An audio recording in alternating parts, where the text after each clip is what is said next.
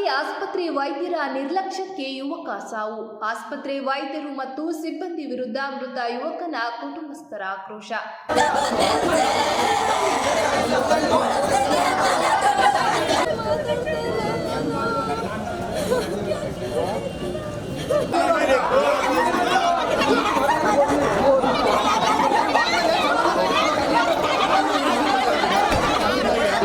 ಹಾಸನ ನಗರದ ಶಂಕರಮಠ ರಸ್ತೆಯಲ್ಲಿರುವ ಎಸ್ಎಸ್ಎಂ ಖಾಸಗಿ ಆಸ್ಪತ್ರೆಯಲ್ಲಿ ವೈದ್ಯರ ನಿರ್ಲಕ್ಷ್ಯದಿಂದ ಯುವಕನೊಬ್ಬ ಸಾವನ್ನಪ್ಪಿರುವ ಆರೋಪ ಕೇಳಿಬಂದಿದ್ದು, ಮೃತನ ಸಂಬಂಧಿಕರು ಆಸ್ಪತ್ರೆ ಎದುರು ಪ್ರತಿಭಟನೆ ನಡೆಸಿದ್ದು ಉದ್ವಿಗ್ನ ಸ್ಥಿತಿ ನಿರ್ಮಾಣವಾಗಿತ್ತು. ಹಾಸನ ತಾಲೂಕಿನ ಮೊಸ್ಲೆ ಹೊಸಳ್ಳಿ ಹೋಬಳಿಯ ಮುತ್ತಿಗೆ ಹಿರೇಹಳ್ಳಿ ಗ್ರಾಮದ 24 ವರ್ಷದ ಧರಣಿ ಮೃತಪಟ್ಟ ಯುವಕ. ಧರಣಿಗೆ ತಲೆನೋವು ಎಂದು ಪೋಷಕರು ಅವರನ್ನ ಎಸ್ಎಸ್ಎಂ ಆಸ್ಪತ್ರೆಗೆ ಕರೆತಂದಿದ್ದರು.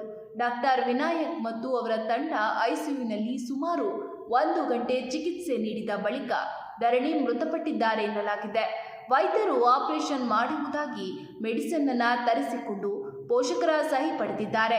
ನಂತರ ಇಲ್ಲಿ ಆಗುವುದಿಲ್ಲ ಎಂದು ಹೇಳಿ ಯುವಕನನ್ನ ಬೆಂಗಳೂರಿಗೆ ಶಿಫ್ಟ್ ಮಾಡುವುದಾಗಿ, ನಾವೇ ಅದಕ್ಕೆ ಜವಾಬ್ದಾರಿ ಎಂದು ಭರವಸೆ ನೀಡಿ ಪೋಷಕರನ್ನ ನಂಬಿಸಿದ್ದಾರೆ. ಕೆಲ ನಿಮಿಷಗಳಲ್ಲೇ ಧರಣಿ ಸತ್ತಿರುವುದಾಗಿ ಹೇಳಿ ಬೇಜವಾಬ್ದಾರಿಯ ವರ್ತನೆ ತೋರಿ ಒಂದು ಜೀವವನ್ನ ತೆಗೆದಿದ್ದಾರೆ ಎಂದು ಕುಟುಂಬಸ್ಥರು ಆರೋಪಿಸಿದ್ದಾರೆ. ಘಟನೆಯಿಂದ ಆಕ್ರೋಶಗೊಂಡ ಧರಣಿಯ ಪೋಷಕರು ಮತ್ತು ಕುಟುಂಬಸ್ಥರು ಆಸ್ಪತ್ರೆ ಎದುರು ಪ್ರತಿಭಟನೆ ನಡೆಸಿದ್ದು, ವೈದ್ಯರು ಮತ್ತು ಸಿಬ್ಬಂದಿ ವಿರುದ್ಧ ತೀವ್ರ ಆಕ್ರೋಶ ವ್ಯಕ್ತಪಡಿಸಿದರು.